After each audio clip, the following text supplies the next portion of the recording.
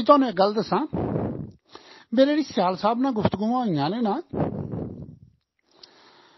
सियाल साहब ने जिहड़ा मोटरसाइकिल दा प्लान दिता सी ना 146 प्रोडक्ट ने उन्हां दे प्लान विच, इहनूं जिहड़ा उन्हां नंबर दिता सी, 0 नंबर दिता सी ते फार्म वाला 1 नंबर सी रीयल एस्टेट दा। उन्होंने अगों जो कुछ देना सी ना, तो मैं उन्होंने कहा खुदा दे बंदे, ये दुनिया साड़ी जी इन्होंने तो जी पागल हो जाना सी। सब तो पहला तुसीं कौम नूं तैयार करना सी ये चीज़ां वास्ते।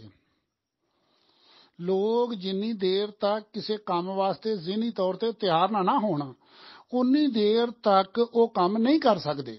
मैं सियाल साहब नूं गुजारिश की सी, सियाल साहब ने आख्या कि मैं तो पॉलिसी मैकर सां, ਜਿਹੜਾ ਅੱਗੇ ਫੀਲਡ ਵਾਲਾ ਕੰਮ ਸੀ ਉਹ ਮੇਰਾ ਨਹੀਂ ਸੀ ਤੇ ਉਹ ਕਰਨ 'ਚ ਮੈਨੂੰ ਟੀਮ ਨਾ ਮਿਲ ਸਕੀ। ਬਰਕੈਫ ਉਹ ਇੱਕ ਗੱਲ ਕਰ ਰਹੇ ਨੇ ਕਿ ਹੁਣ ਮੈਨੂੰ ਟੀਮ ਮਿਲ ਚੁੱਕੀ ਹੈ, ਲੇਕਿਨ ਉਸ ਟੀਮ ਦਾ ਉਹਨਾਂ ਨੇ ਐਲਾਨ ਕਰਨਾ ਹੈ ਰਿਲੈਕਸ ਹੋ ਕੇ, ਇੱਥੋਂ ਓਪਨ ਹੋ ਕੇ ਸਾਰੇ ਰੌਲਿਆਂ ਤੋਂ ਮੁੱਕ ਕੇ। ਉਹ ਕਹਿ ਰਹੇ ਨੇ ਕਿ ਮੈਨੂੰ ਟੀਮ ਮਿਲ ਗਈ ਹੈ, ਮੇਰੇ ਜ਼ਿਹਨ ਦੇ ਵਿੱਚ ਹੁਣ ਟੀਮ ਕਿਹੜੀ ਹੈ।